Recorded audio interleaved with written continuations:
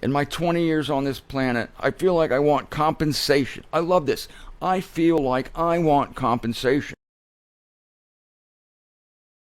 And your life is hid. There is a life that you have.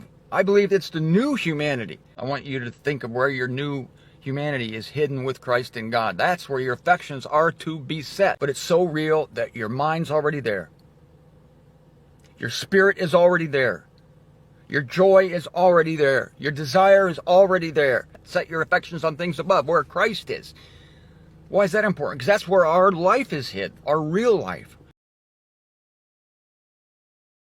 And our friend and fellow believer Dana Mim makes a comment here. I'm going to read it to you. She's initially shocked by this, by someone who would say, I want compensation. I need compensation.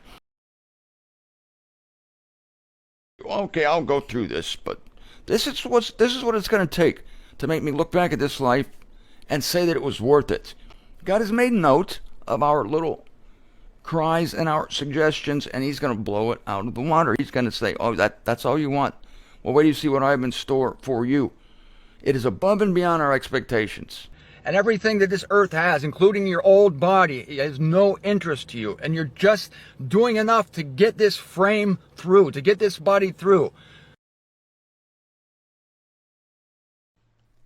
What we think is a wasted life, what we think is a discouragement, God is now, while we're living. See, he's doing this while we're living. He's gathering up all these amazing things that have happened because we've been alive. Think of It's a Wonderful Life with Term Store. It's a Wonderful Life. Think of all the things. You may be looking back at your life and thinking, what a waste. But you have no idea how many lives you've changed for the better. You have no idea how many people you've blessed. You have no idea of the things you've done.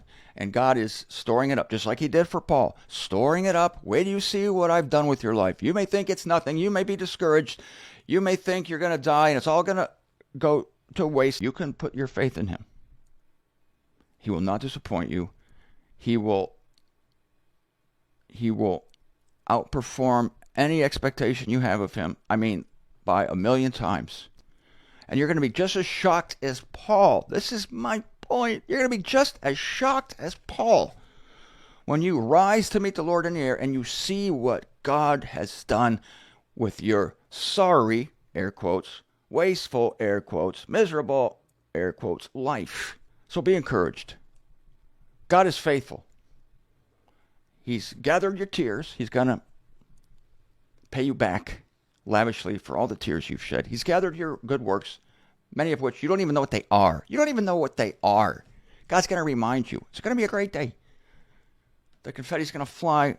The party horns are going to blow. And it's going to make Christ even happier to lavish us with these things than it'll make us. Which is not to say that we are not going to be extremely happy.